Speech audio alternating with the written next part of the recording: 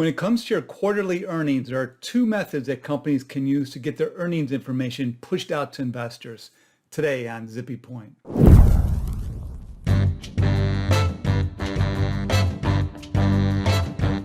I'm Brock Romanek. I'm a big fan of use. So if you're one of those companies that are still issuing quarterly earnings releases and doing quarterly conference calls, those are going to be big events. Those are events that could move your stock price. If you're not using that practice anymore, which some companies aren't, it's when you file your Form 10Q, your Form 10K, that's going to be a stock price mover. So let's go through what the earnings release process is, because there's a number of legal hoops you have to run through. You have to comply with Regulation FD, and then you have item 2.02 of Form 8K to worry about. And there's two avenues that companies can take to issue their earnings releases to comply with both of these. For both of these methods, you're required to provide advance notice to the market a reasonable period of time in advance of the earnings conference call. This is done by sending out a press release through a wire service, as noted in this Corp Fin staff interpretation. In practice, that reasonable period of time typically ranges from several weeks to a month, but some companies cut down their notice periods to just a handful of days. Form 8K for this press release, the advance notice typically is not filed, but it would be filed on an 8K if that release for some reason had any preliminary financial results or any other material non-public information. So here's an example of a company that did file a Form 8K to announce its advance notice of its earnings call. Anyway, let me break down both of these methods. One, the wire release method. So this is the most common method, and it involves issuing a press release over a wire using a third-party wire service. There are 7 to 8 wire services out there in the top echelon, and then furnishing that earnings release on a Form 8K. See my separate Vid-Guide where a pair of in-house lawyers describe their earning release process in greater detail, link to which is below. But the typical D-Day of issuing earnings releases looks like this. If the company is listed on either the New York Stock Exchange or NASDAQ, you're going to inform the stock exchange that an earnings release is going out at least 10 minutes before pushing the button that releases it to the general public. If you're at NYSE, you're going to call your NYSE specialist, and then you're going to actually transmit the earnings release to the NYSE through a secure electronic submission platform. And then the NASDAQ, same thing. You have to notify them at least 10 minutes in advance, and then you have to submit the earnings release to them through a secure electronic transmission. Then your earnings release is going to cross the wire. So typically you're going to disseminate your earnings release at least a few hours before the actual conference call. So if you're holding an early morning conference call, you're putting out that earnings release pretty early in the morning. And if you're doing it after the market closes at 4 o'clock, the earnings release will go out and then you'll have the conference call. The company will then post the earnings release on its IR webpage and likely link to that through their social media accounts. You'll file the Form 8K usually immediately after issuing the earnings release on the wire. The earnings release will be filed as an exhibit to the item 2.02 8K, and it will be deemed furnished to the SEC instead of filed. So the semantics for this can be confusing. Then the company is going to hold its earnings conference call in the morning or in the afternoon. And then immediately before you start the earnings call, you're going to post any slides, including any non-GAAP reconciliations you have, to your IR webpage to comply with Regulation G. 2, the advisory release method. Typically, it's only larger cap companies use this method, but some smaller companies do because they want to save costs on using the news wires. And these companies look to the SEC's 2008 guidance about using the company's IR webpage to safely disseminate information. See my separate Vid-Guide about Reg FD and IR web pages as recognized channels of distribution, a link to which is beneath this video. And I also have a separate Vid-Guide about live tweeting the earnings call. So there are all sorts of reasons why this method can be attractive, including limits on a wire service's ability to handle images and graphics that management likes to use. There's a cost savings, like I mentioned, and then taking the risk out of a third party botching the wire.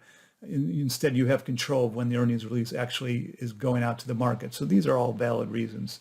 So under this method, when the company issues its advance notice about its upcoming earnings call, at least a few days, but perhaps a few weeks or a month, when it does, it includes a statement that when the earnings release itself is released, it's going to be released on the company's IR webpage. So a wire won't be used for the actual release of the earnings release. And in this statement, you'll actually give the URL of where the earnings release will be posted, the spot on your IR webpage. If the company has outsourced the management of its IR webpage to a third party, as many companies have, and the URLs that third party tends to use are long and clunky, which many are, you can create a very clean URL very easily for this that redirects to the third party's clunky URL. So that's something you might want to consider. It's easy to set up, and the redirect is instantaneous. The advance notice is filed on a Form 8K. Item 2.02B4 requires that a company use a widely disseminated press release to notify investors of any upcoming earnings calls. And so you have to comply with this item in order to avoid having to file your transcripts and your slide presentations of the calls. And then you're going to post the advance notice on your IR webpage. Then on the D-Day, the day of the earnings call, you'll be notifying your exchange, like I mentioned above, posting your earnings release at the spot, the URL that you told investors you're going to do that. Probably issuing another short notice on the wire saying your earnings release has been posted. This isn't required, but investors expect it. And then filing your item 2.02 immediately after you're posting the earnings release, and of course ahead of the conference call itself. And then you'll be posting your Reg G non-GAAP reconciliation right before the call starts, just like with the other method. Dominic Jones, my dear investor relations friend who ran the popular website IR Web Report, who has disappeared completely in recent years. He moved to Western Canada and just got out of the business. Wrote about this process, how to do these advisory releases a decade ago, and it's still good stuff. So read that account on his old website. It's still good. Note that if your IR web page crashes when you announce your earnings releases out, that can be a problem. Investors might complain. This MarketWatch article noted this problem a couple of years ago. Okay, let's drill down into the Form 8Ks themselves. Well, first of all, what's an item 2.02 Form 8K? Except for the conditional exemption, in item 2.02, a Form 8K under this item is required whenever a company makes any public announcement disclosing material non-public information regarding its results of operation or financial condition for a just completed quarter or just completed year. General Instruction B2 to the Form 8K provides that disclosures under item 2.02 are not considered filed for purposes of Section 18 of the Exchange Act. So your liability for these item 2.02 8Ks is lowered compared to other 8Ks, which is very nice. You still have liability for these 8Ks under Rule 10b-5, the anti-fraud rule, but you've avoided Section 18 liability. But sometimes you'll want 2.02 8K to be considered filed and not furnished, so that you can incorporate by reference that 8K into another SEC filing, which would be a registration statement. So maybe you're doing a deal of some sort, perhaps a takedown off a shelf or sales under an at-the-market program. Between the time you file this earnings release and your next periodic report is filed, your 10Q, your 10K. Doesn't happen all that often, but it might happen. And then you'll specify that you want this 8K to be considered filed. You actually have that note, a sense about that in the 8K itself. General Instruction B2 specifies, like I just said, that you can indicate that the 8K should be filed, and then you should indicate which parts of the 8K are considered filed. You can parse some of it out. The exhibits are just considered to be furnished, even though the body is considered filed, unless you state otherwise, unless you make that distinction. So here's an example of what these 8Ks typically look like. They typically have, you don't have to do this because it's considered furnished unless otherwise stated, but a lot of these 8Ks actually have a disclaimer basically saying, hey man, this is only furnished, it's not filed. And you'll see here that these 8Ks reference both item 2.02 and also item 701 because you have a Reg FD component to this.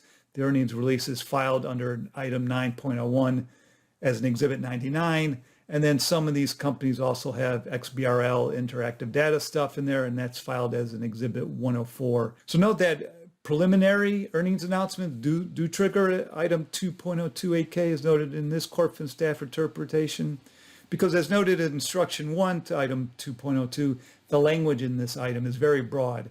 It applies to more than just a company's earnings release, so it might be triggered by all sorts of other announcements, any that impact the company's results of operation or financial condition for a recently completed reporting period. So here's an example where the CEO made some remarks at an investor conference that did this. And then here's another example where a company did some sort of analyst briefing. So let's talk about the conditional exemption itself. Many companies utilize this exemption for conducting the actual conference calls itself. So this conditional exemption means that you don't have to file an 8K if material non-public information is disclosed orally, and includes phone and webcast in this context, if you meet these 4 conditions. So let me break these down. The first condition is that once you get your 8K on file with the earnings release, you've got 48 hours to hold the actual earnings conference call. And here's a CorpFin staff interpretation noting that the 48-hour requirement is construed literally. It's not the equivalent of 2 business days. It's actually 48 hours. The SEC staff has also interpreted this requirement to mean that you must furnish the earnings release on 8K prior to the earnings call. This CorpFin staff interpretation makes clear that if you hold your earnings call before the earnings release is put out, no exemption is available. You've got to really pay attention to the timing of when you file the earnings release related 8K. So if a company plans to hold an early morning conference call, the prior to requirement may mean that the earnings 8K has to be filed the preceding day to ensure that it's publicly available prior to the conference call.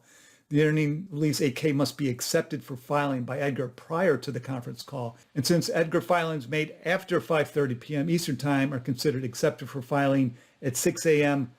Eastern the next business day, companies that file their earnings release 8Ks after 5:30 Eastern the day before the conference call should be able to conduct their earnings call anytime after 6 a.m. Eastern the following morning. All right, the second condition is that the call is broadly accessible to the public by dial-in, conference call or a webcast. The third thing is the financial information.